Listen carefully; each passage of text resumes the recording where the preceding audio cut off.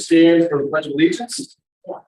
I pledge allegiance to the flag of the United States of America and to the republic for which it stands, one nation, under God, indivisible, with liberty and justice for all.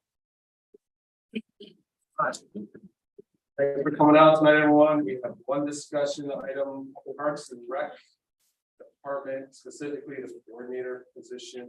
So is it official now? Has Eric tendered his resignation on paper? He has not. I've accepted his verbal.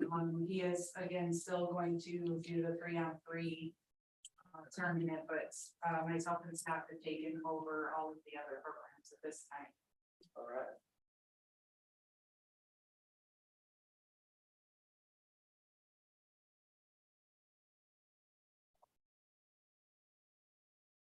Does anybody have? I have input and some thoughts.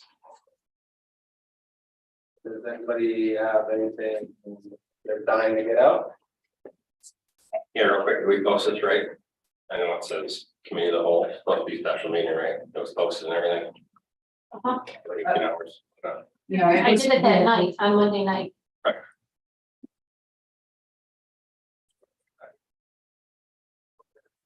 And I guess the first thing, I know everyone has had the opportunity. I know that I didn't speak directly with Emily, but she did text me.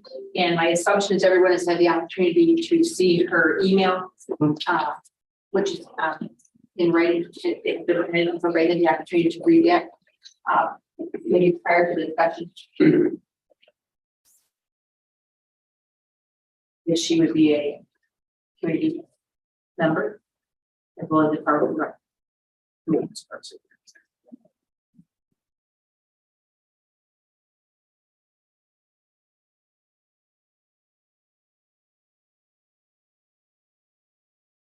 Well, I'll leave with my thoughts then.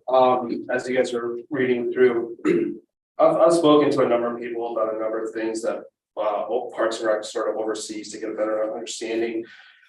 And I would sort of propose the dissolution of the current format of the director and retool it and actually peel back a number of different programs. In speaking with Danielle, Amanda Shaborski, and Ryan Sills, the pool now seems to be running pretty much on its own. I don't think it needs to continue an additional layer of oversight between Danielle and Amanda and Brian. That tribal knowledge that we lost when the old pool closed down has since been rebuilt with lifeguards coming back year over year. So they're sort of dictating the quality and level of lifeguarding, and for the most part, the pool seems to be very successful without a figurehead, without a direct figurehead. So indirectly with Danielle sort of overseeing Amanda and Brian. Blissfield on tap. I could also see us peeling out of Parks and Rec and getting a director, similar to how Yuletide runs. Right now, Vince from Abby's Kitchen is sort of the figurehead there. And there are, with Jacob Norman and Ben Forkey having a lot of input, and I've spoken to Ben, they would be interested in sort of having that as a self-contained running event.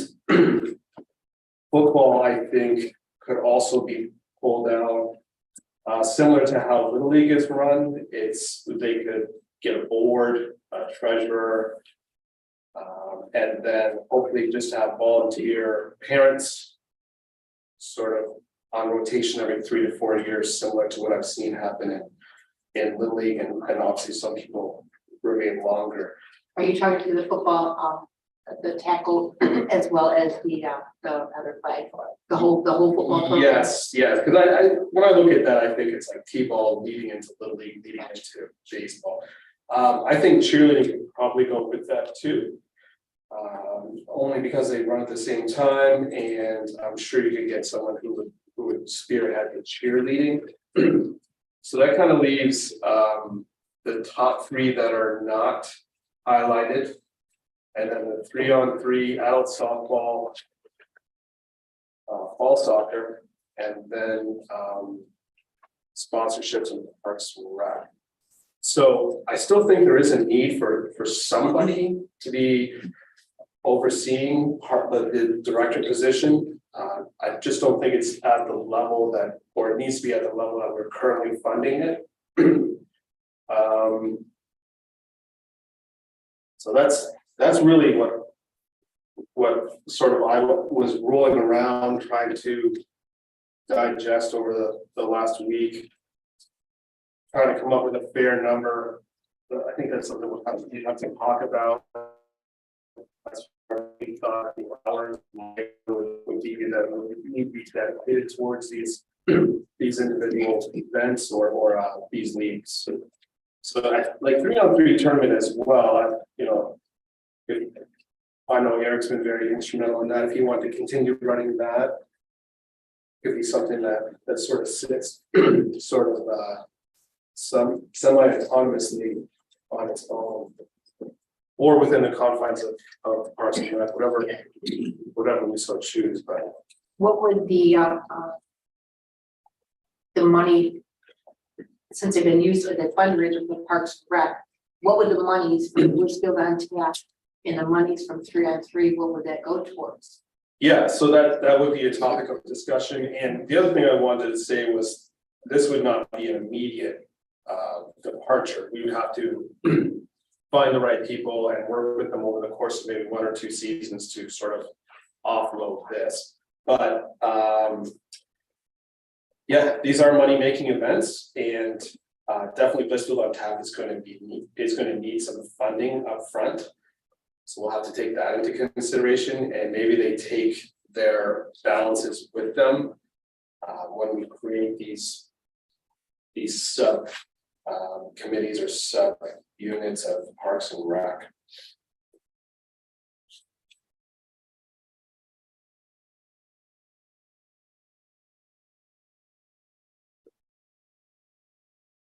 Words out of my mouth. I agree with you 100%. I mean, Eric's done a great thing, and obviously you want to provide for the residents. This letter, or whatever. I mean, we all know where Emily feels about the police versus parks and whatnot. I'm so tired of hearing that. But Wait a not even minute, apples and that's not oranges. fair to her. Absolutely. That's She brings it up every time. no, she Police does. versus. No, he does not bring it up. Mike, I've been to a number of meetings, just as you have in the last 3 years, and she did not bring up the police every time. That's It's not, an apples and oranges, so we're talking about. but she, Well, what does the police department bring it? She always brings it up anytime she's here talking about. I didn't see it in her letter. I just did right here. I apologize, I did not see it in the letter. So That's why she actually does talk about it every time. where did it see the letter? Other than that, My we've got apologies. plenty of letters and emails from other residents that aren't happy with the programming. They aren't happy with, the maintenance of the equipment, that sort of thing. Like I said before, if we can't do it well, we shouldn't do it at all. If the schools are gonna provide, these programs for the kids, I would love for us to start, a younger football program if possible, for instance, but if we can't do it, then it falls back and the school does it, they do it well. I don't want to hear about parents raising funds for village equipment under the guise of the village, but not under the guise of the village. That's unacceptable. We hear about things where, the money goes, where the funding goes, who's doing what, and who's actually doing the physical leg work versus the director getting the credit for it. So I don't want to see us just go by the wayside on the Parks and Rec firm, because I absolutely think that there are important aspects and they're good amenities that we provide to the residents. But if we're not doing them well, then we shouldn't do them, or we need to scale it back. And much like the funding that they have, absolutely, I think the funding should go back into, we're talking about buying slides, we're talking about, bathroom improvements, we're talking about all sorts of stuff. We pulled over the grandstands, which always things that we could put back into the parks, but that sort of funding, that's the point of those quote fundraisers, is to raise money for that program, for those programs.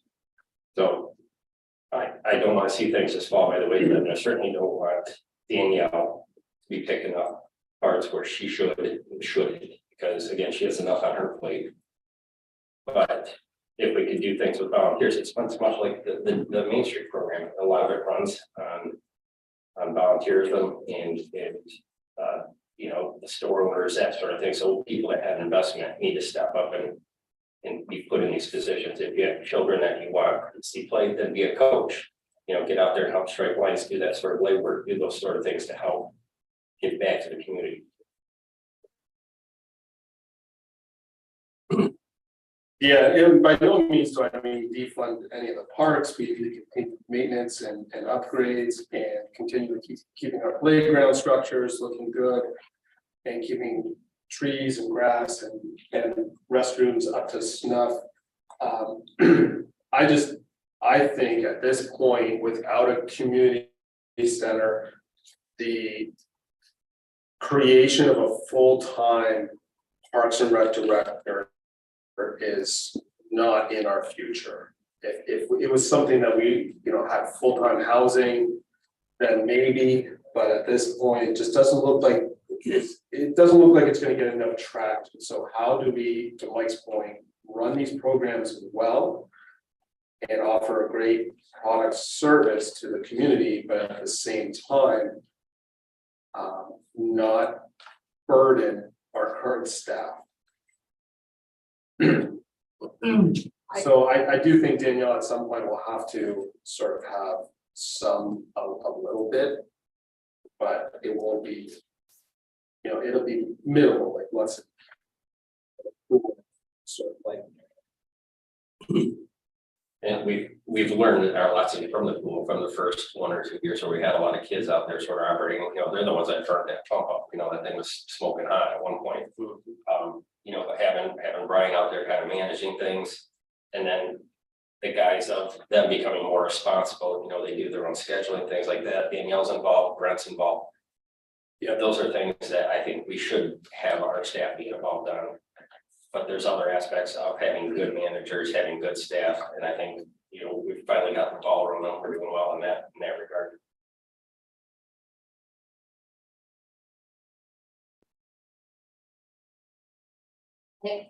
My understanding from speaking with Danielle at last Tuesday, is that the pool, I would agree with what you're saying there, James. We started out the conversation with the pools being successful with Danielle as the administrator and Amanda and Brian and the legwork. The time has gone into the pool now. We have 3 years under our belt, and we all know that makes a big difference. And you're getting the right people with the right thing. And I think we've learned that we've tried directors doing the pool, working the pool, and that we've not been successful. It's not been money well spent, or not spent like we thought perhaps it would be. So I think that does need to be, it sounds like it pulls on its own. Danielle, would you concur with that overall? I mean, so as we can hear from you from the board, how are you feeling about the pool situation with a director not working directly, or program advisor, whatever term you want to give the person? No, I agree with you guys completely on that. I think it makes sense. You guys have all mentioned, we have 3 really good managers out there. 2 of them are teachers. Anna she's 18, but she's been there for 4 years.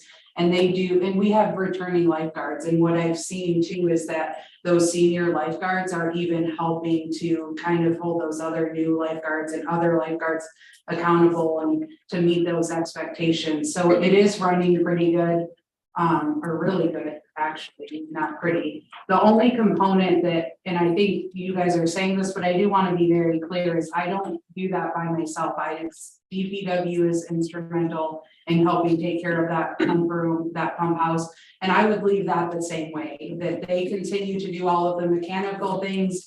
I would do, really the biggest thing that I do, and most of the legwork was done last year with the pool, is getting like all of their forms and submitting for the permits and doing the state reporting, which is easy for me. And then the day-to-day, I mean, they don't need me unless every once in a while they'll message me and be like, hey, we ran out of buoys and they're broke. We need to get those ordered. And I mean, it's pretty minimal. Brian does all of the scheduling. I mean, it's run pretty efficiently, and we have really good staff out there. So completely agree. What do you think about then the concession portion of the pool out there? Who would take care of the concession area? How would if things were determined that, you know, a director doesn't do that, just because that's another component of the pool.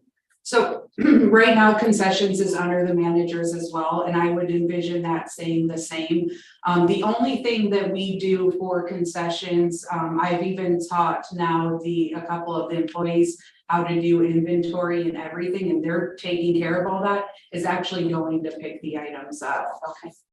Which right now, in even last year and this year is typically Lisa and I rotate. I usually shop at Sam's Club for my family, so and I go grocery shopping at least every 2 weeks, and I just grab pool stuff, drop it off, they enter the inventory, and then usually on the off week, if I'm not running, Lisa is running, so we just grab it, we continue to do that. So that would be able to continue, there's not gonna be any. Yeah, and it's not, again, it's not really out of my way, because I'm already going to Sam's for myself personally, I just take a little detour stop, and I typically go to the one on Airport Road, so I detour at the pool, drop it off, and then head home. I also, thank you, Danielle, I know that, and then Danielle and I spoke about, the programs that we have listed, as you guys know, that she's got highlighted here, and, we were talking something as far as having still a point person to some degree, some type of a program coordinator or something of that, and not having a salary per se, but perhaps a per hour and an hourly kind of a wage perhaps. And they would be required to do their work in the office where it can be monitored. Perhaps, I don't know, I'm just throwing that out there so that's something that could be done. I know that when Danielle and I took a look at roughly about how long it would take to do some of these programs, because the office, and Danielle, you can jump in here from what our discussions. The office already has the registrations already created. There is no need for director to do that. They simply go ahead and tweak the registration. Am I right with that, Danielle? So the office staff already does that material. So that's, you know, I guess that was something instead of the $6,000 salary per hourly would be a little more justified. And we could actually find out perhaps a little bit better of how long it does take to run a program, whatever that program is. Let's just go to the adult volleyball, for example. Okay, if that were to continue under the guise of the Parks and Rec, you got adult volleyball. Okay, what really, you know, what is the time frame for that? And if someone were hourly, we could get an idea of that versus that type of a salary, if you will. I liked your ideas, James, again, and Mike, you concur. So same thing here with the football and the cheer, maybe going on to its entirety, like the Little League program. I think that we're not doing it as well as what we would be, and it can be. Danielle, you've mentioned again when we spoke that there are some guys that are interested. Are you at liberty to share some of those names with council? Yeah, I believe so. So, and I do want to be clear that I've not sat down with any of them. My understanding is that they're willing to help out under the village. I don't know. I've not had enough conversation to say if they're willing to do it like similar to Little League or do anything like that. Well, if we're gonna name names, then one of them is a former president of Little League, so sort of understands like the importance of a board and the importance of a treasurer. So it wouldn't be a far leap. And then the other one, I'm sure, I know it's coached many years. I'm sure attended meetings at some point. So again, would be very familiar with that type. So maybe then, And I'm not saying they're not interested. I just want to be clear that I've not had. it does actually something that, as you stated earlier, James, that it's going to happen this year, 23. Right. And we can transition into the Yeah. 24 kind of a thing. Yes. I understand. Well, what I want to see is, or don't want to see any of these programs die. So if we can begin peeling them out. And getting them moving in the right direction. Some of them will be easy. Some of them will be a little bit more difficult. We'll have to figure things out as we go. So if from a Parks and Rec perspective, I just want to make sure that from the discussion, Light Up the Park would be an event that it would continue with adult volleyball, the soccer, the softball. Those would be the types of events that Parks and Rec would be doing, and. Yeah. Okay. Okay. And then anything else that anybody in the community thinks would benefit Parks and Rec or benefit the community, they could come. Don Chapius is sort of organizing a pickleball league, I think, towards the end of the summer, so that could easily fall under Parks and Rec if she wanted to be the point person on that. Do you think there should be a point person? Maybe that's what I need. I do, and I like the hourly. I'm not so sure, and they have to work exclusively in the office. Because sometimes things can get done on the weekends or early mornings, late nights. With coaches and other league directors throughout the surrounding communities, but definitely sort of keeping a time sheet and There might be a way around that, not around it, but to help us out. So I think, reflecting back on my, when I worked in the military, you can grant limited access, restricted access, if you will, to a computer system. So that can be monitored. If somebody logs on to set up a schedule to, in whatever program, let's just pick football. Set up a schedule, do all that stuff with football, you can see when they were on and what they were doing. So it would easily, and you can do that from home, like you say, at night or early morning on the weekend. yeah, but if a soccer director goes out and stripes the lines Gotcha. on a Friday for Saturday morning games, like just tell us it took you 2 hours. You know, then we'll get a pretty good idea of how long it takes you to stripe the fields. Yeah, it on average takes you 3 hours, and one day you put down stuff and. That's a heck of a lot cheaper than having DPW do it or something like that, because wages and benefits and whatnot. Yeah, It's absolutely. much cheaper than volunteers Yeah. to do it. So, Yeah. if you have a, program administrator or manager or whatever, and Yeah. you get some sort of stipend for being the director of that program for the year. Yeah. I think it's gonna save us money. Yeah, I definitely don't want to see spring and fall soccer fall by the wayside. Why are you so adamant with those, but who's willing to, pardon the expression, kick football to the curb? So I don't want to kick football to the curb. I think football sort of has an easier time generating players and coaches. And I think it'd be easier to have that be self-sustainable before soccer would be self-sustainable. That's and more equipment costs involved. But football seems to have a lot of community support and large desire to play and legacy of coaching and being a player. It's sort of ingrained in our culture here, so. Were numbers up for football last year? Over 2021,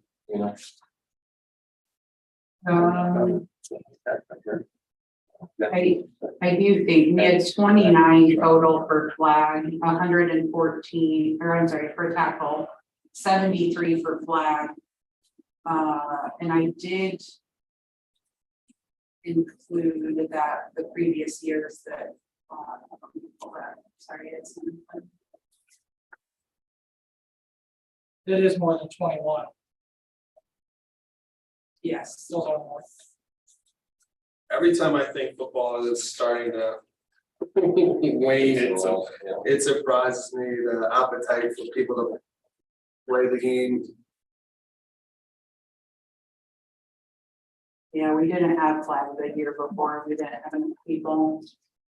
Well, and the two gentlemen that are sort of excited because they have sons who are playing, I think would also be excellent at sort of running it autonomously.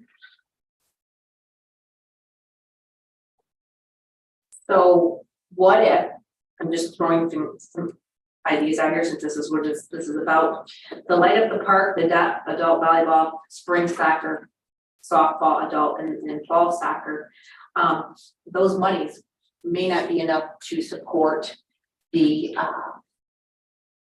wage of a director. Those programs. I'm just stating that. So if they aren't able to, at the current level, to sustain that program, I think they need to continue, but I just want to make sure, since there may not be the monies for that generated from that particular area. Meaning this, look at your light up the park. Okay. The paperwork that shows how much money is there. There it is. Yeah, it made about $400. Okay, so if I'm saying that, okay, so there's your $400. All right, I guess what I'm trying to say is this, is that I was hoping we would continue these programs, even though they wouldn't be maybe self-sustaining initially. Mhm. That's what I'm saying, because, for example, right here, what's one, for example, the adult softball, okay? It looks like there's a net profit of the $14.81. Well, that's not accurate. Meaning totally accurate, because that did not take into account, if I recall correctly, again, Danielle, from our discussion, that didn't take into account the DPW time invested, the electricity, you know how we do that for the budget to get a correct amount of money that a project or a program costs. So I do want to, so you guys have two, I just started this last year. So the first, they're green at the top. The first one is from 21-22, and I did this to match fiscal year. And that is direct cost only. There's no indirect costs associated with that. The second sheet, which has got the green and it's also got the yellow highlights on the side that are in progress. Yeah. That one does have a Parks and Rec indirect cost. That's what we're. What eventually I'd like to get to is where I can associate indirect costs to each program, but I'm not there yet. But I do have overall indirect costs for all of the programs combined. But keep in mind though, that when you're looking at that, like right now, it looks like the recreation fund is in the whole $5,397, that we still have a lot of things in progress. So at the end of the year, I don't think we're gonna be positive a ton of money, but I do not think we'll be in the hole. So just, again, I guess it'll depend what happens tonight too, but so I am slowly progressing to including those indirect costs. And I say that because, again, if we go through the transition of the Blissfield on tap, those monies last year were used for the Parks and Rec as well as the 3-on-3. And maybe that's still going to be our continuation here in 23, but in the 24, if the transition is made. I just want to make sure that we're aware of that. It may not cover the cost. But at the same token, I think that there are opportunities for other events, as you stated, that the Dawn Champions with the pickleball. They're talking about having a type of a rain garden program come in. Maya has talked about that. If people want to take a class on that, there could be a fee for that. I mean, there are other ways to generate some monies, but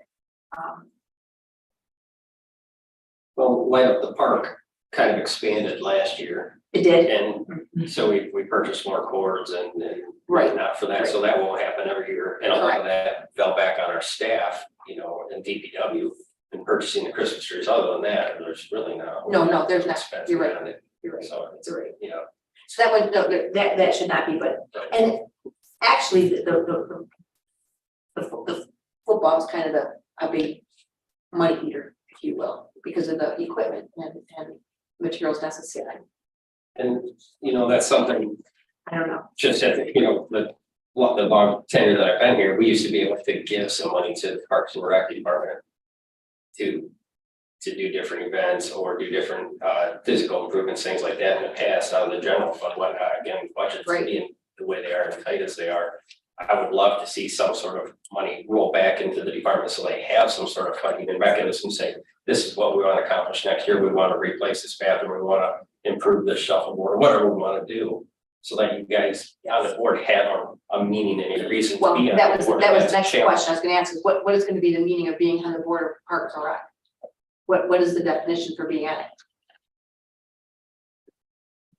I mean, they're, But I can, Still I can say, I advisory can still say, I can say that now though. right, Not- yes, You know what I'm saying? What is the role of Parks and Rec? I mean, there's a certain role, but there's certain things that we don't do with the parks because the DPW takes care of it. And that, so there's certainly a role for Parks and Rec, but we'll have to kind of define the role of Parks and Rec. For example, the erosion on the river is taking, starting to become a more of a forefront, if you will, than where it had been. Yeah, and I think that's above the Mhm. level of Parks and Rec. I think that rises to this board. Really, Well, I think Parks and Rec has something to do with it. sure. I I think mean, Parks and Rec is programming more than anything. I mean, the riverbank is in the park, but it's a serious problem. It's a more serious problem than, I think your people on Parks and Rec would be disappointed to hear you say that. Honestly, because they believe that the riverbank and erosion is part of Parks and Rec. I know they do. Yeah, I don't know why they would. Well, I'm one of them, and I think to some degree that our riverbanks are part of our parks. And that has nothing to do with Parks and Rec in conjunction with our village, council.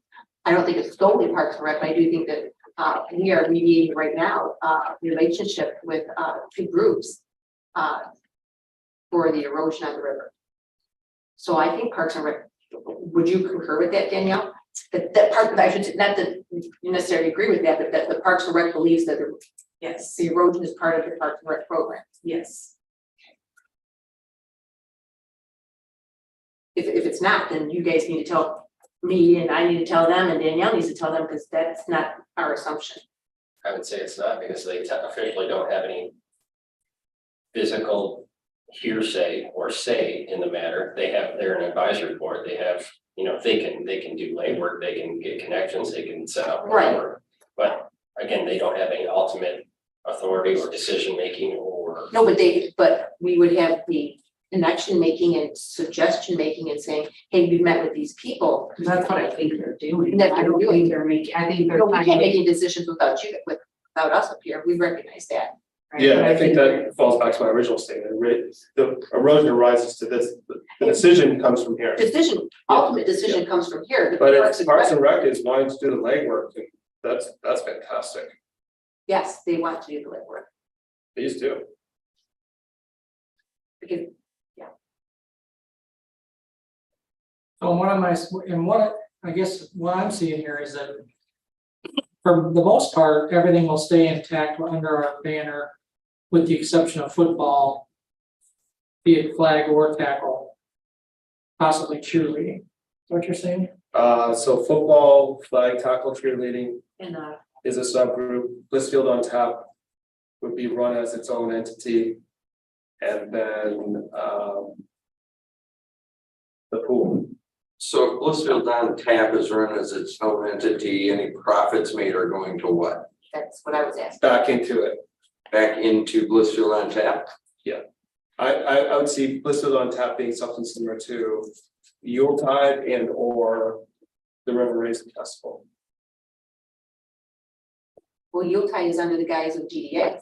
Correct, but it also has its own, under DDA, it has Vince, who is a massive push for things. So yeah. Could Blissfield on Tap be a subcommittee with under Parks and Rec? Absolutely. Or we could sort of just wish it They well. want to donate their money towards, something towards the park or towards an improvement or whatever, so yeah, but again, yeah, if they do it under the realm of their own independent, I guess, programming. They can literally do what they want. We would charge them for, the rental of the pavilion and off they go. They do what they want to do. It's because of. Kind of like Blissfield, like the Bluegrass Festival. It's because of those requests. No, it's not sports related. It's almost like the Bluegrass Festival. It's like an event that takes place in the park. It's not actually Parks and Rec. Sort of like, recreation. well, it's like the Bluegrass Festival had its own committee. But it used to be, when it first started, the Bluegrass was part of the DDA. Right, and then it outgrew it or was taken over by another. By the DDA people, or Right. not the DDA people. And then Bluegrass. River Raisin also takes place in the park, but outside of it, the I see what you're saying. location, it really is not Parks and Rec. No, it's not. Like, so it does Blissfield on Tap actually align with adult volleyball, spring soccer, adult softball, light up the park? Not really. So that's why I think it could be, plus I think it has some people that might be interested in being self-governed.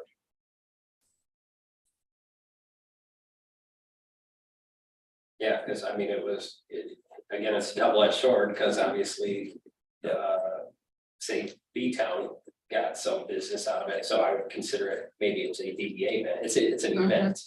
Yeah. It's It's an Well, and it's been PR down, event. well, it was Place. initially downtown, and now they went ahead and making this transition to the parks because it's part of Parks and Rec. So that's my understanding. Right, well, they could try it for a year and see, Sure. Yeah. whatever they perform, I maybe it'll be more totally get it. successful, maybe it won't. 3-on-3, isn't that kind of recreation? But it's also done during the River Raisin Festival, so I mean, there's a lot of give and take, much like having antiques and autumn or whatever it was, or, Black Squirrel, whatever, and the state bank had their celebration, their No, celebration. It was like a win-win situation, brought people in and everybody started. Oh, I'm not disagreeing, I'm just having a conversation, just Yeah. having, that's all this is just having a conversation, so I understand. Yeah, I could see 3-on-3 almost being like a standalone too, if Eric may want to continue being involved in it, sort of being the leadership, take on that leadership role. And then just have an account that rolls over year to year, so you can continue to reinvest and buy So they would t-shirts and trophies and. So I'm not trying to be a smart aleck, just asking again. So as far as the office staff, the village office staff working on this, they would no longer work on 3-on-3, and they would no longer work on Blissfield on Tap. There would be no expectancies from our village office on that. Well, it depends on how we wanted to No, structure it. if the village doesn't get any money from it, village staff shouldn't be working on it. I agree with that. Well, again, but No, so I go well, very that's- strongly. that's if you put an hourly person and this falls under that hourly No, person. I'm not hearing you say, please fill Well, that that- hour. Hold on a second. If you leave this under an hourly person, then yes, eventually there will be dedicated staff hours to this. So that's one of the big reasons to actually peel it out and see if it can maintain it, see if it can stand alone. And So yeah, they'll have to go figure out where to print forms and right, and ask the village staff if they'd be willing to no. put some sign up forms on the desk.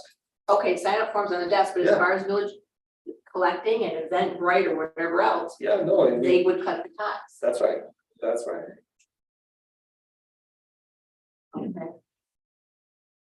So. Okay, where are you seeing them continue then here in 23 continuing as is? So village staff would continue with the Blissfield on Tap, and village staff would continue with the 3-on-3. Well, Blissfield on Tap is pretty much at this point scheduled for August We 12th. cannot backtrack out of being involved this year. Yeah, so that, I but I guess I think couldn't say we can't, but I would from my strongly. understanding, I just saw an advertisement for a band today, so I think that's about. I mean, I just they're- double checking. they're wrapping up. But definitely target for 2024. Okay, The pool, I think it can easily, we could say We've immediately, already been- right? We could say I've already- as of now. Well, that's not to say that it's not important for the pool to continue to try to raise funding for itself, everybody Sure. knows, or no, sorry, Glenn, I'll try to tiptoe around it, which part? how much it costs to operate the Okay. pool. But, the improvements, things like, Totally agree. renting it out or having, team night or the concession stand, that stuff is things that help us offset the cost to operate that pool, so, if people understood, I get that we voted for it, but that thing is expensive. Well done, Mike. You know, been trying. So flag football, I would say, because football season is getting close. We should probably get with the individuals immediately and. They probably need some help 2023, but I'd say by 2024, they could probably. Sort of self-governing at that point. If they have the desire to, correct? Correct. And that's an if. Mm-hmm. And then fall soccer, and I guess the rest, we'd have to find someone to. We could ask about 3-on-3, the 3-on-3 and see how Eric feels about sort of chairing that position. And then the rest we'd have to advertise for. Okay, then for clarification, then the Blissfield on tap and the 3-on-3 monies raised in 2023, where will that money go in 2023? I think it should stay with them. So that they can get bankroll for 2023. However, what about, It can't. okay, So the village expensed it and we revenue it. The village cannot then give money to a private group legally. okay. All right. That's why we're having the discussion. Yeah, I mean, Those entities, I think, would probably have to form some sort of nonprofit or something to run those. not necessarily. So I mean, like, let's have Blissfield on tap, let's say 4 Keys and Ben wants to take that event on. I mean, he could do that under his business. And then if he takes, and this is an example, he takes that over, any revenue made would go towards him. Or his business, and that's, I guess, But 3-on-3, I mean, I don't think there necessarily has to be. I would definitely, if it were me, I'd want something done with the 3-on-3 to say where that money is going from, unless they're not making money and everything that's spent is spent that year. Right. You know, or they could say any money, however they want to advertise that, it doesn't necessarily have to be a. Well, and the 3-on-3 might have to stay under Parks and Rec because we own the basketball nets. Right, those portable basketball nets, they're owned by the village. Yes. So that one might be, it's pretty commingled at this point. It might be difficult too. Or they can rent them next year to be a buck a piece, rather than sell it, you know I what I'm don't saying? see it, doesn't have to be a black and white thing either, to where it's either part of the village or not. I mean, I think, if somebody wants to hold a good event, Right. that is a draw to bring in people, a PR event, a placement event, whatever. Those are great for community building, and obviously they're needed, much like the Bill Tide or the other event in Bethel that we have. So if the village is using their resources, their online resources, their point of sales mechanism, whatever, I don't think that's a bad thing, as long as we continue that in our audit, budget or properly what we're doing with it, correct? I mean, that shouldn't be that hard. I'm sure this isn't the first time that something like this would happen. And if people sign up and it's under the realm of the village, by all means, why would we not have them sign up at the village office, and it's still contributing but towards those efforts? It's part of investing back in the village. It just is gonna cost us less to have a director do it. It's more volunteer based. I'm not quite following, Mike. So go back to the Blissfield on tap. This year we're good to go. The money from 23 for Blissfield on tap and 3-on-3 are gonna come back into the village because by law it has to, right? And I don't see why we couldn't have some sort of events budget line, we have general fund, we have whatever funds, we have this event fund where the different events happen, we keep track of that, and it's kept for the audit purposes and whatnot, where that money is, how much is spent, where it goes.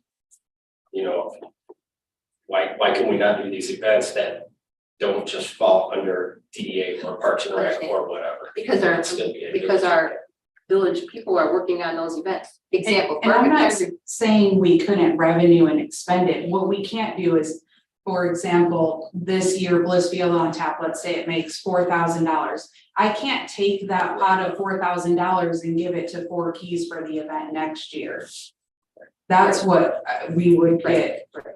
No, like if we then take that $4,000 and we use that to pay for registrations or to purchase something for that event.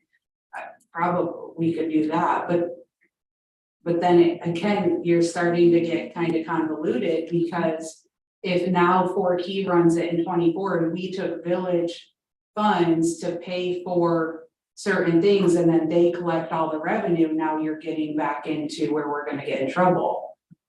So it needs to be either the funds come through us or they don't. But you could bill, you know what I mean?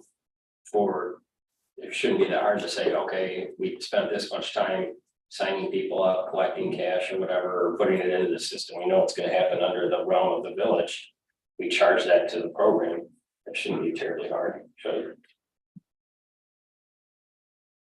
I mean, if you're wanting to. I guess I'm still a little bit confused exactly what you're. Like, who pays for that? Who does it get billed to? The program itself, the event itself. So like in 2024, Blissfield on Tap is on its own, and you're saying the village would still go ahead and collect registrations and things like that for them. Well, it could be on its own. I just don't see why it has to be under the quote Parks and Rec. Or it could be some other, I don't know. So if Barb McHenry wants to have pretend ice cream day sales, and she wants to have this big ice cream day event, and you have to sign up for it. I would not expect our village personnel to do any sign up for Barb McHenry's event. None. That's Barb McHenry's event, and Barb McHenry would run it.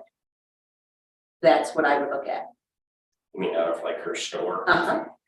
Yeah, if it's affiliated with Barb McHenry's event, it's out of her store, then Barb takes care of it. Village has nothing to do with it. It's not underneath the auspice of DDA nor Parks and Rec. So let me try to clarify what Mike is saying. This could be a standalone, Blissfield on Tap could be standalone under village management, not under the management of the Parks and Rec director.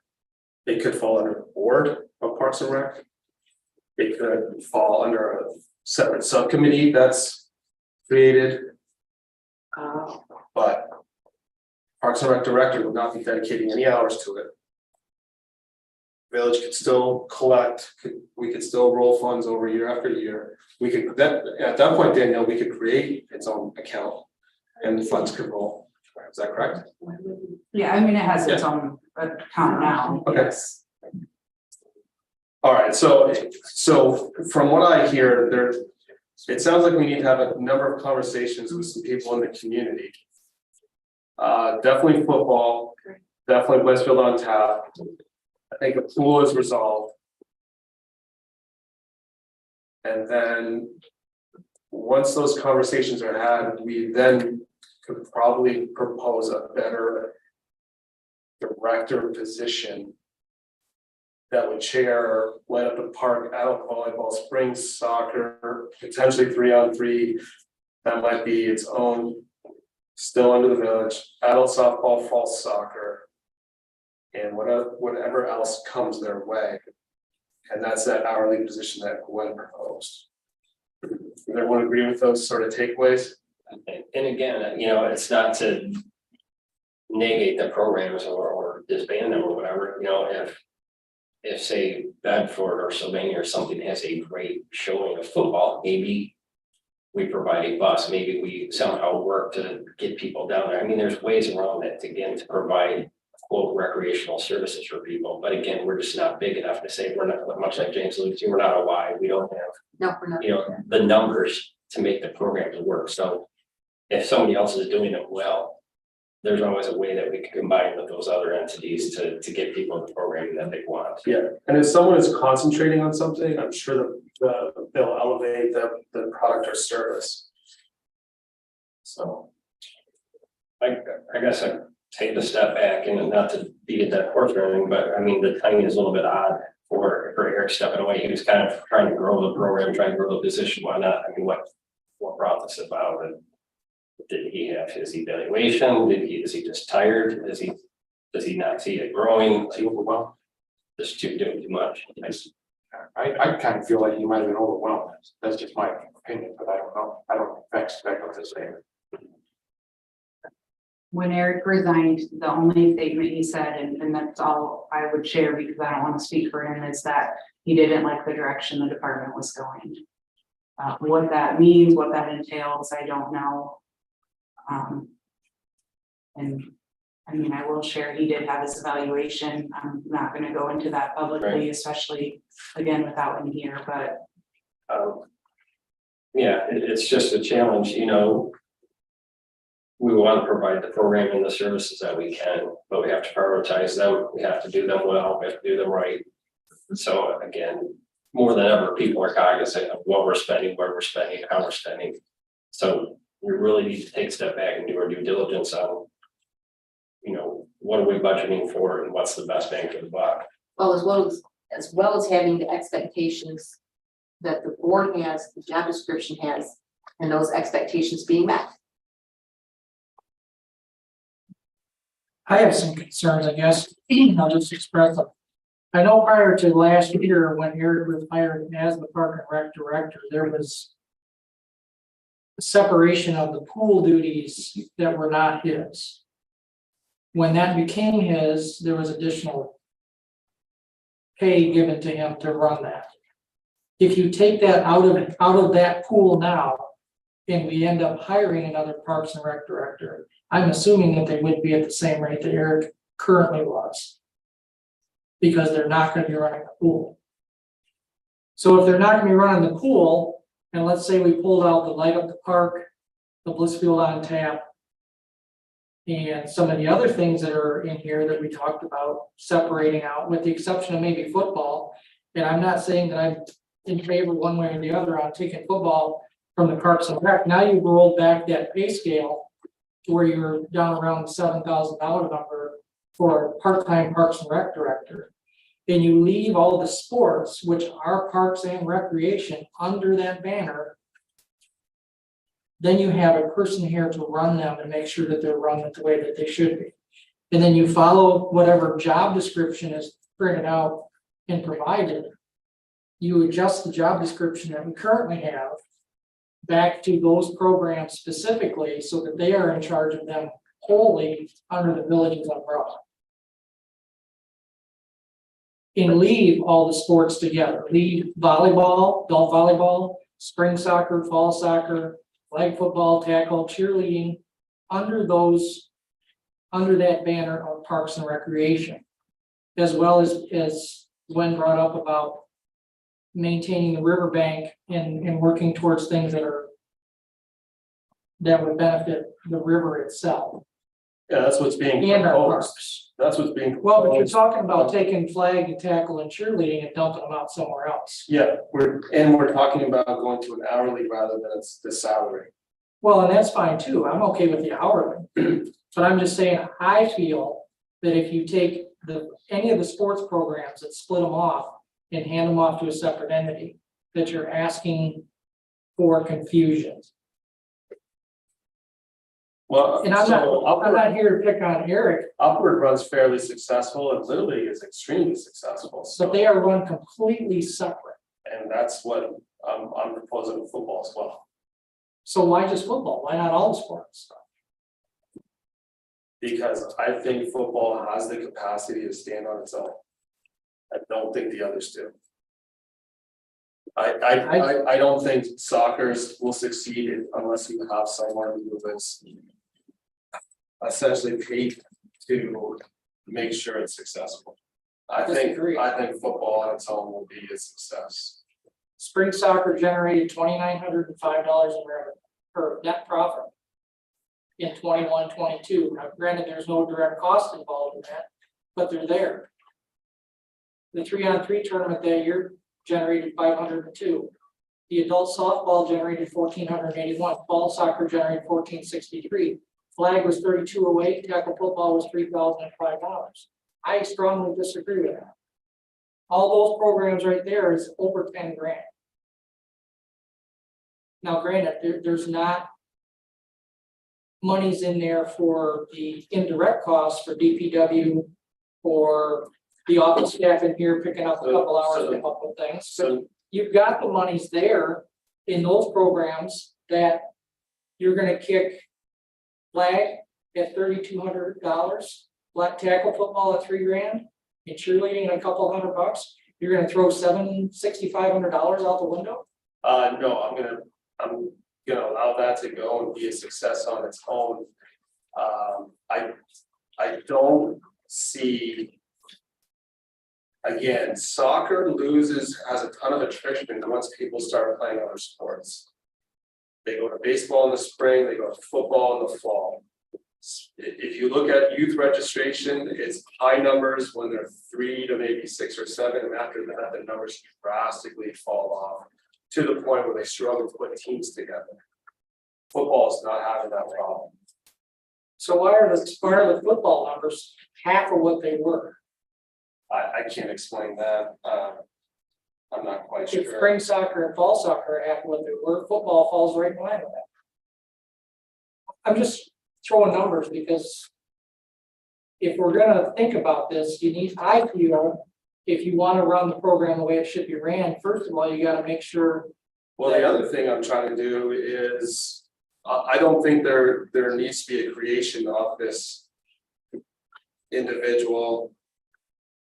If you go back and look at the short history from going from, I think, Eric to Heather Marks and back to Eric.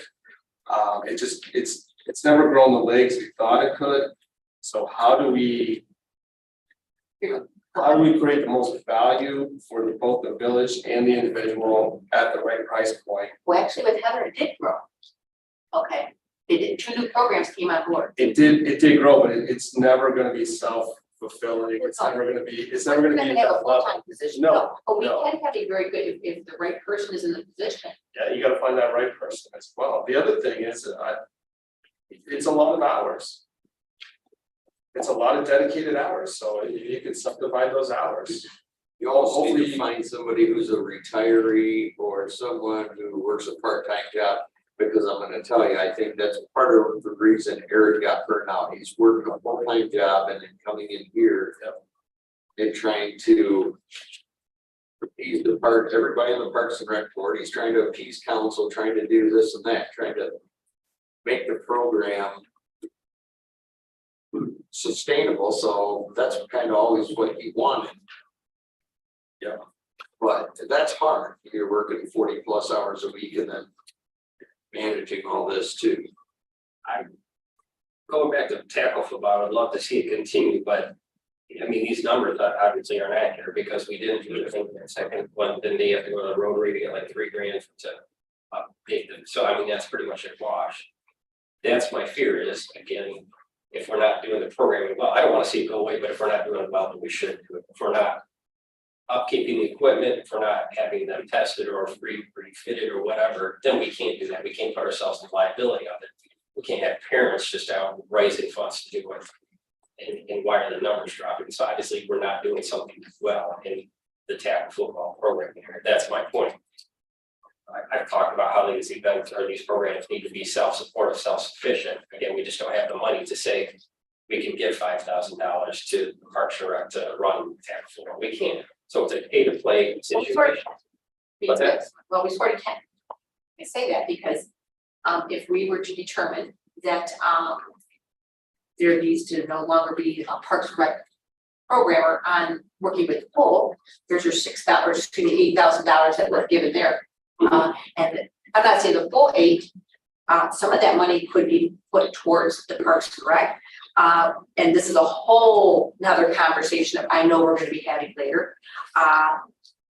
That money could perhaps be distributed between some of our employee wages for our personnel in the office, since they are doing the bookkeeping and registering, et cetera, et cetera.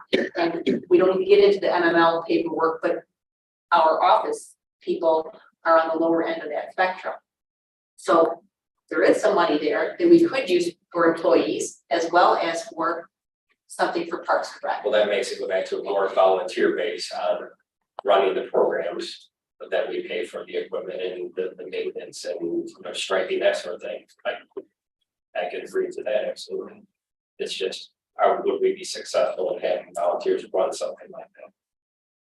Well, that's not the entire amount. I believe the director Eric was receiving something like $13,000. So that was $8,000 for the pool, and the other portion was for the Parks and Rec portion. So I'm just talking about the $8,000 for the pool. I could be wrong, I'm not trying to be argumentative, but I think it was 7,600. Was that 7,000 was the original Parks and Rec director position. six for the pool? Okay. 6 was added to the pool. Okay, thank you. That's what we gave Heather. When you 6, I was thinking it was 8. Okay. Yeah, 6. Okay. Well, even Eric, even if we don't split these out, I think we should give. Take the opportunity to sort of create new leadership for football. And see if it can become a self-sustaining or a better funded program on its own. And rather than, here's the other thing I think. We have the opportunity now to sort of restructure these programs to see if they actually make or lose money.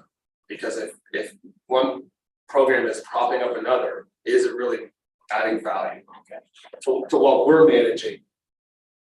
But sometimes it does happen where one program can prop up another Sure, program. and maybe if it wasn't so diluted and you had strong leadership, all programs would be closer to breaking even or making money. Maybe with the new director that will happen. Could be, I mean, you brought up Little League. Little League operates on its own. yes. They have to because there's no other support system for them. When they need to get more money because they're falling behind, whatever, because costs are going up, they raise the rate, they raise the fee to play. Right. Maybe that's the way, if you look at things in the tackle football program, I know we're looking at a huge expenditure with equipment this year if we end up doing tackle football. But over the course of time, if that equipment is exchanged out on an annual basis as to what, if you buy 30 helmets or 40 helmets or whatever you need, 40 sets of pads, 40 everything else. And over the course of the next 2 or 3 years, you have to replace 5 a year, 5 sets of everything a year. You do that, and then you plan for the year that you have to have everything inspected and taken care of, and maybe you have to swap it out then. Daniel, what is the status on the football for this year? I mean, what's going on right now with the helmets and equipment, things like that? I have the helmets on the July 10th council meeting for consideration to purchase. If we do not get helmets, we cannot have tackle football.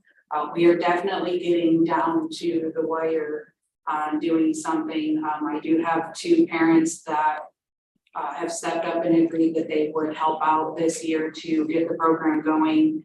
I've been in contact with Brian Moorhead in Tecumseh, and I was not able to attend the meeting because it was during council, but they sent over kind of their schedule, and there's 2 divisions because so many communities are going into it now. Yes, this is for tackle. As I thought. I don't have anybody to help with flag football right now. At all. I did reach out to somebody, I've not heard back from them at this point.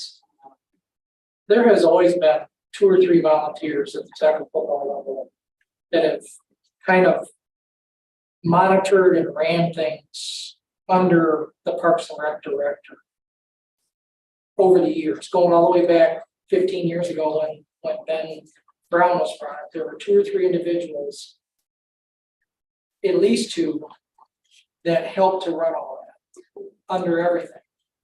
Because the tackle football program is a little bit more of a monster than flag football. Mainly because of the equipment, but it was also because of coaching. They tried to coordinate, make sure that they had decent referees, whether it was a high school referee or a high school player or whatever, but there was a little more under that umbrella. You know, I think, like I said, we haven't really seen maybe what has to happen going down the road. If we have 2 individuals that are interested in running it this year, provided we can get all the foundation work done or taken care of with getting equipment, you run it this year and see how it goes, but we still have to potentially find someone to coordinate the Parks and Rec program. Yeah, that's an hourly person. So I if you're- don't know if football needs to be under that person or if it could stand alone. That's Right. That's the point. But at this moment, that person would have to be. No, if these two gentlemen want to, run with the program and they've got young enough sons that they'd be involved for a few years, I would. You don't think the program person would have to do that, which should be involved with it, No, not at all. no, And that's where Eric, you're saying, because there's overlap with soccer that they could be doing fall soccer. Adult softball is in around that time as well. And football is a monster. All games are played 1 day a week, practices run almost every single night, there's equipment. It's a big job. I think what Ryan Moorhead is doing in Tecumseh is great. He's trying to unify the counties. He's trying to teach young people how to play the game correctly, and their main goal is to keep everyone safe as they graduate up to the high school level. So. Yeah, But, yeah, I and think- it has, I mean, there's 11 communities. We would have to have our final team numbers by August 21st. For scheduling games would be Saturday at 9:30 a.m. And this is just tackle. Flag would be within our community. So whatever team, we would establish them and they would play here. And then there's some rules. We would have to have a registered adult official or high school player repping for the games that we host here in Blissfield. And practices can start August 14th, 3 days a week. I'd almost be willing to fund a football person at an hourly rate. Like it really, like, if you know what I mean, like, it's like. Put together. It is. Like if you're talking about a Parks and Rec director at an hourly rate. I think football is enough of its own beast to fund itself. So we have a Parks and Rec board. Why could we not shift some of those responsibilities to the Parks and Rec board to pick that stuff up? Where they're helping to coordinate, where they're all working together to coordinate all these projects together. I've been, and I'm not picking, but I've been to a couple Parks and Rec board meetings. And there really is not a lot of substance to any of those. To those, now maybe it was the only two that they happen to be no substance at. But 2 out of 2, to me, tells me that probably 3 out of 4 are that way. Well, I'll defend that board by saying they're an advisory board. They really have no decision making other than the advisory role. And we've had a full-time director who actually does have the ability to make those decisions. So as an advisory board, what more, like, are we gonna ask them to do more? I don't know, I think it's an advisory board, we want to do, we're doing nothing. There you have it. We're doing nothing. I mean, we do nothing. And we want to do things, and we've asked to do things, Well, but you also have a director. but the director wasn't directing us. He wasn't, I'm gonna be honest with you. We made comments, we said, we can go out there, we're the Parks and Rec board. You want it lined? Have us go line it. You need this done? We'll go do this. We don't want to, the board does not want to just sit there. That is not what we want. The board wants to do something, and I think, what are we gonna do? Well, now you don't even want us for erosion. Shit, what do you want us to do? Why are we sitting here? Why do we have a Parks and Rec board? That's my point. You don't want us for erosion, we can't do anything with sports, we can't do anything with this. All we are is advisory board. Who do we advise? What do we hear? Nothing. We have to be, they want to be involved, just like the DDA for this. We do. I don't know, I'm looking at James. I don't know why. We do. You agree with that, Danielle, that the board wants to do something? Yes. I think we need to define what the new role is, come up with a set of job responsibilities and advertise for the position, see what we can find. You may find somebody out there that may already be on the Parks and Rec board that might be interested in doing it. I don't know. I think it was, and I'm not trying to beat a dead horse or go back to past decisions. I think when it was decided to keep that job posting when Eric took over to in-house was a mistake. It should have been opened up to everybody, not just in-house people that already currently work in the membership.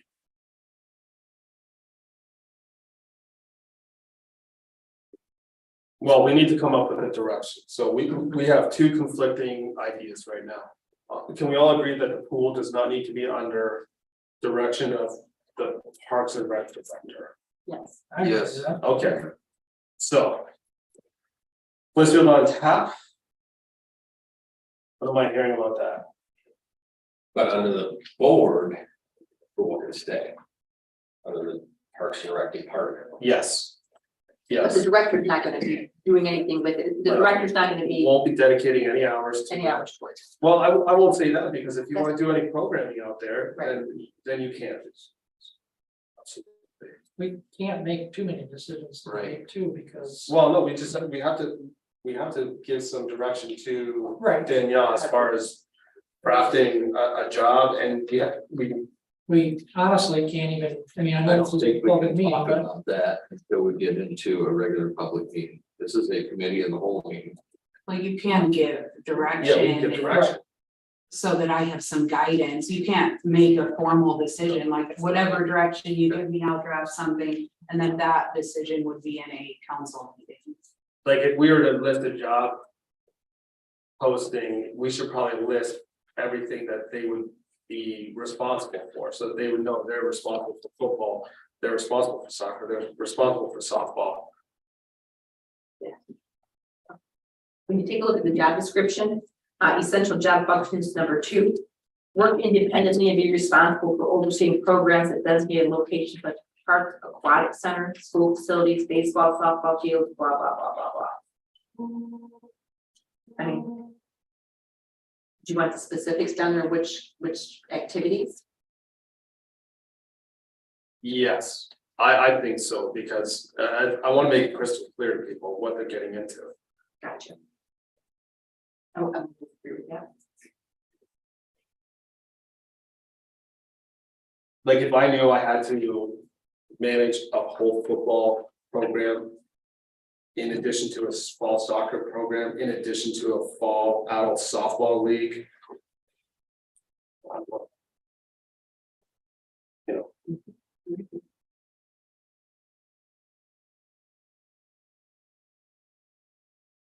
There's a lot in the fall.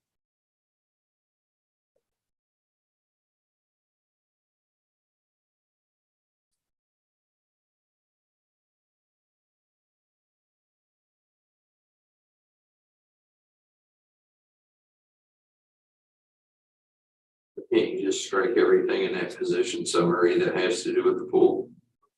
The rest of it's pretty Mhm. vague. I mean, it's not vague, but I only see one with the pool, Jerry. What do you see else with the pool? areas of responsibility include leading programs, including aquatic center programs, overseeing aquatic center facilities. Where is it, Jerry? Where? Are you looking at the right here? Oh, wait, the summary. Sorry, looking at the functions. Gotcha. Maybe it needs to be rewritten to say that they're at the direction of the Parks and Rec board. No, because that more. You guys are saying that the council has directed, it would be direction over the council. Council would have direction over that person, Parks and Rec board. Actually, it's Now's our gonna- opportunity. it's gonna be the administrator's gonna have direction over it. Because of the rewritten personnel policy.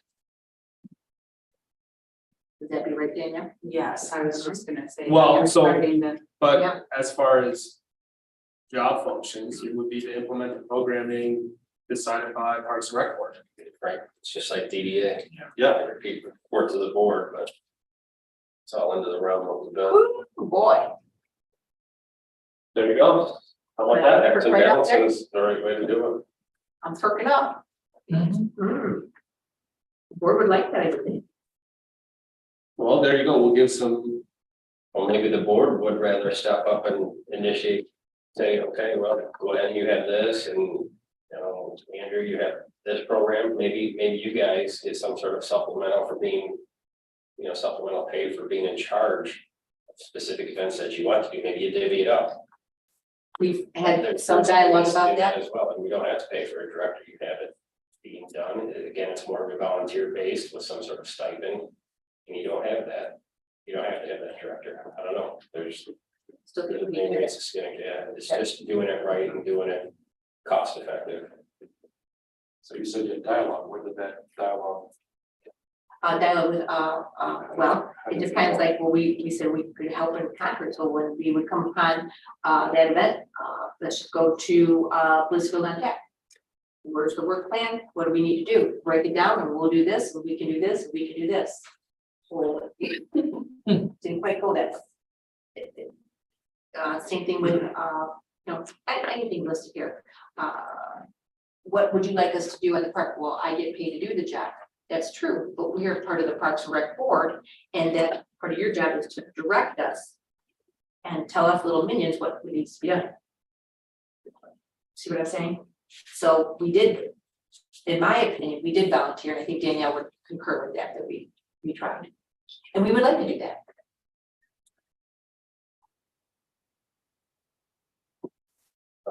Okay, so I would check with the board because not everybody's willing to step up and do those things for free. I get boards don't want to be on a board just to be not active and sit there and talk about Right. things and not see anything happen. I totally get the frustration of that. But it would have to be the, the understanding from the board that we would expect them to be a working board and that we want. It's the DDA board is. Yes. absolutely. Exactly, a working board, yes.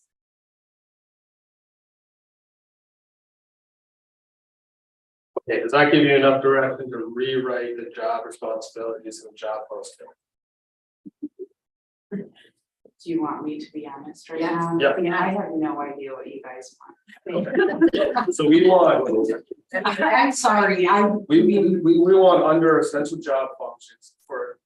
I mean, I completely get the removing the pool.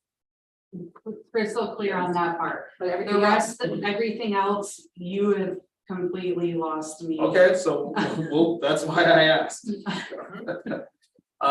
Good question. Similar to how I think the DDA position is worded like that. They sort of implement board voted decisions. Well, we really can't, we have to see the DDA. But that's what we're leaning at, right? We're leaning at that this director will implement board-based decisions, Parks and Rec board-based decisions. Parks and Rec and board. Board based. So basically, we need to rework how the Parks and Rec board operates. And then once we do that, then you can figure out how this position operates under that. Yes. Sounds like you got homework, Daniel.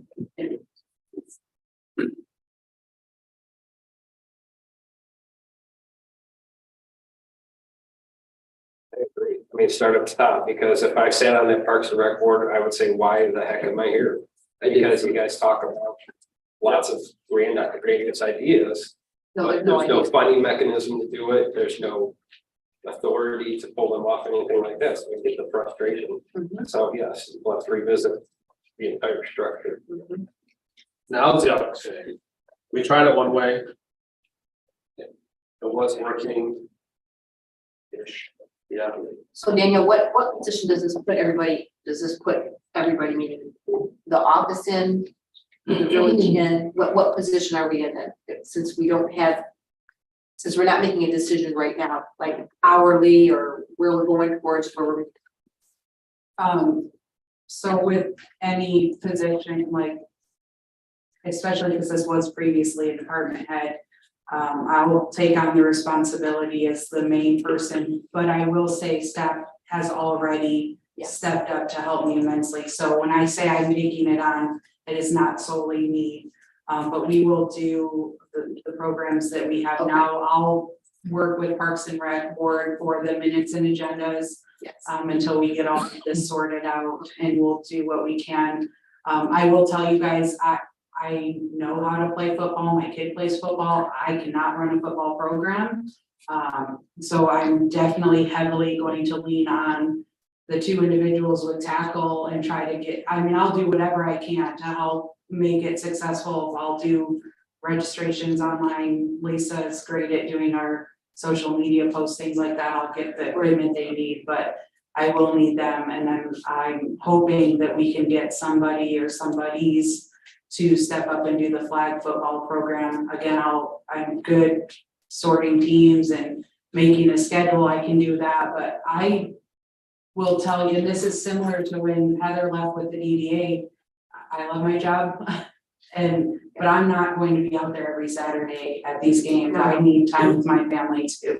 And that would be my concern right now. I mean, we'll do all of that. So my plan with fall soccer, I've already got a good handle on that. I'm just gonna designate like a head ref for each game day that will be kind of the check-in person. If something happens, I'll be available and I can come and be there. But outside of that, they'll kind of be the one. And so I'm hoping to do something similar with the other events too, because like I said, I just don't want to have to be there for every game, but we'll get through it and move forward. Some of the events are already kind of scheduled out, like the Glow Crazy. It's myself, a couple other volunteers. We already have that all covered and taken care of. But we could also go ahead, when I'm just looking through here. We meet, in 2 weeks, when I say we, Parks and Rec, we meet in 2 weeks. But we can certainly, as a board, help with the adult volleyball. Yeah, and I will talk to the board. I mean, some of the board members are already helping me with things. Right. Emily's been helping me with a few things. You have been helping me. Jake's really, him and Ben are doing the Blissfield on tap. I've been ordering some supplies and doing some of the, like submitting the liquor license, but they're doing all the recruiting. So there are people already helping. I mean, Andrew's helping with the erosion stuff. Right. So I guess what I'd like to say to council is that I think this is a good time for us to revisit this, and I appreciate all of us coming. You guys listening to what I had to say last week, number one, where we needed to meet on this, the sooner the better. I appreciate that, taking our time to do this, certainly. The second thing I appreciate from a Parks and Rec perspective is, if we're gonna do this right, or if we're gonna do this, let's do this right. If we're gonna reinvent something or tweak it or whatever words we want to use, this is the time to do it. I feel very confident in telling this board that the Parks and Rec will definitely help Danielle and her team, her office team, with everything we can to make these fall programs work. I think that we can get through this, and so that we can do it correctly. I really do. So thank you, everybody, for your thoughts on that. Well, give me 5 minutes. Let's revisit the football homework stuff. Yeah, how many people do we have to make football be a successful event? Well, You play the different municipalities, so you have one team that travels to Tecumseh or Adrian or whatever. Yes. So that is a very small program. It's multiple age groups. It's like So it's more than Fifth, sixth, that's it. fifth, sixth. So tackle is 5th and 6th grade. Yeah. What's and- 7, 8? Is that at school? That's at the middle Like school. 70. We don't do 7, 8. So we do 1st, 2nd, 3rd, 4th for flag football, 5th and 6th for tackle. Tackle football is a travel team, so because there's now 11 communities, we would be placed in the white bracket. We would play Hudson, Madison, Onstead, and Whiteford. So I think the 2 parents that are very passionate about tackle football could successfully run that with Village doing registration and getting the equipment, things like that. The flag football, I have no idea how many that would take, to be honest. And again, we would be willing to help with anything, but I would hopefully like a couple parents to step up. We would need volunteer coaches for flag football as well. And maybe those volunteer flag football coaches become kind of the volunteer committee for flag football. And nobody stepped up so far. I have only reached out to one person. I don't have, I've not really like put it out there, and I don't have contacts. I have asked, if Eric has some of that, but outside of that, that's where I'm gonna reach out to the board as well and other people and say, okay, who do you guys know? And the 2 individuals doing tackle, I'm gonna say, who's got younger kids that you know that would be willing to coach and help out with flag? Because Eric just did not provide names to you or numbers for. Not yet, no. For any football. Eric's slow down. Okay, not yet, but he is still working until the 3-3. Would you say? he's still available. Ask questions, take questions. She's asked to work a couple times. Well, how much is it gonna cost us to run that football program? So, we do need helmets this year. Like I said, if we don't get helmets, we cannot safely have this program. Eric did get one quote. I got 3 additional quotes for helmets. The lowest one, is $6,097. 3,200 or up to 3,200 has been committed by Rotary to match half of it. And this is on the July 10th meeting. We can get through this year with the current pads and uniforms. However, we do need those as well moving forward. So I would propose to try to budget that. I'm working on a budget now. Parks and Rec is gonna be my last one because it's my biggest headache probably. What do we charge people to play? Last year, the fee went up to $120 per player. For tackle. Which is our flag is much more reasonable. We just buy the belts with the flags and we did get new flags last year for that. They get a T-shirt or something. Correct. But as far as like the actual equipment, it's much less. With the tackle, we have to protect the kids with the pads and helmet. Title IX fall into our play at all regarding providing sports or playing sports, or I guess I'm trying to look at that on top of, much like, okay, if we have 70 people that are interested in pickleball, which is 13, is that supplementing for the 25 that are like football? I guess I want the answers on really what we're trying to do, what we're trying to accomplish, because again, a big believer in pay to play.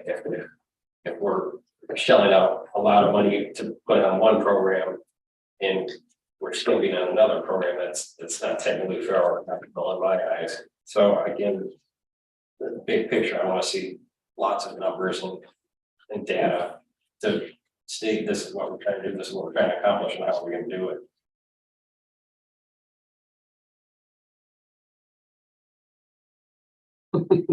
Right. It's a lot. It's a lot. You know what I mean? It's a lot. Football's a beast. It's a lot. Did I'd be in favor of breaking it out. did flag football, did they travel last year like to Madison or Adrian or Tecumseh or anything, or was it all in-house? I think it was all of us. To my knowledge, it was all in-house. The only travel football right now that I'm is the tackle, Right. which like I said, it used to be just a couple communities, and it's kind of grown. Right. My kids played here, we went, there was a league of like 8 or 10, we went to Ohio. Because there weren't enough kids in Blissfield for a 5th and 6th grade tackle football team one year. So the guy that was running the program called me and said, you know how many 5th graders over in Deerfield? So I knew a whole bunch, so they, because my kids were that age, so they played here for a few years, but it was really good. But I think some of that's just like the ebb and flow of interest in sports. It's big right now. Well, if it's that big, then why aren't the schools initiating it a little bit earlier? They do 7th and 8th, they start at middle school. When would they? If you have some guy from Tecumseh, why don't we just shove it to the school and say, hey, you guys do this well, you do it right, you guys do it. We're too small to pull it off on our own. I think at one time it was with the school, then it. It was when I was in school. Well, I think we'd have to have a conversation with the athletic director and the school board. So Michigan changed and I don't know all the details, but Michigan changed some of their sports rules. You can't do team sports until 7th grade now. So the school wouldn't be able to run it. They can do individual sports, but that's why Like in 7th grade, the schools will pick up soccer and football and those things because of the rules and all of the safety stuff that's been implemented. And So we're looking at an hourly position, right? Is there, That's what I would. yes, that's sort of what everyone's leaning to. Is there a difference between making one hourly position or two? If we're just paying hourly? my opinion, no, there's no difference. I mean, if you have one guy specifically to this program, yeah, cool. And one guy specifically to that one, awesome. And from what I'm seeing from Danielle, she's pretty worried about football. So I think if we can get someone on board for football right away, we might want to take a look at hiring them for an hourly. Making sure it's successful this year and going forward. You're saying paying somebody hourly this year. Yeah, Who are we gonna pay for hourly? One of those two, a person, a volunteer person? yeah, well, we're creating a Parks and Rec paid hourly position, right? What's stopping us from creating two? And one that's solely focused on football. Who's gonna hire that person? The village, it's So now you want Danielle to hire a person to run football. correct. Did you understand that? I It's didn't understand that. It's all the sports. Right now, we're looking at hiring someone to essentially run all the sports. Right? No, I no, thought we no, were gonna have the board, right. We're gonna go through, and the Parks and Rec. board. I thought we were still looking at getting an hourly director at some well, point. we are at some point, but right now, to get us through the fall sports, Yeah. we are saying that Danielle and her team have started the registrations and the paperwork, All right. flyers, et cetera. All right, That we, the Parks and Rec Board, are gonna go ahead and we're gonna see what we can come up with these things. If we can't find someone for cheerleading, just say for example, then we're gonna come to the somebody from Parks and Rec is gonna come to this board and say, we have tried to get someone for cheerleading, we're not able to do it. Obviously, the discussion will be held with Danielle. She'll make a slash recommendation suggestion, and we'll come to the board and tell you, we have no one for cheerleading, or hey, we're still gonna do cheerleading, or we've got fall soccer. Can't find anybody? No, we found 3 people. all right. Kind of the same thing for football. Would you agree with that, Danielle? Yeah, I'm good with that. Okay, so we're gonna do that where we are tweaking, changing the direction, title, job description for our program director. Yeah, if the board can pick this up and help Danielle Through the fall. and the office staff, then we can work on redefining what is the Parks and Rec board. Once we've done that, then we can redefine the coordinator's position probably by next spring, right? Yes. Oh, before I- that. Well, Well, maybe there isn't one, maybe Yeah. maybe there's just program administrators that run. Oh, the program. Maybe Parks and Rec or. there you If you're just next, but we. I think we need to get it under Parks and Rec's umbrella first and then go from there. Got it. All right. Any other discussion? Tim, you've been very quiet tonight. Thank you. Meeting adjourned.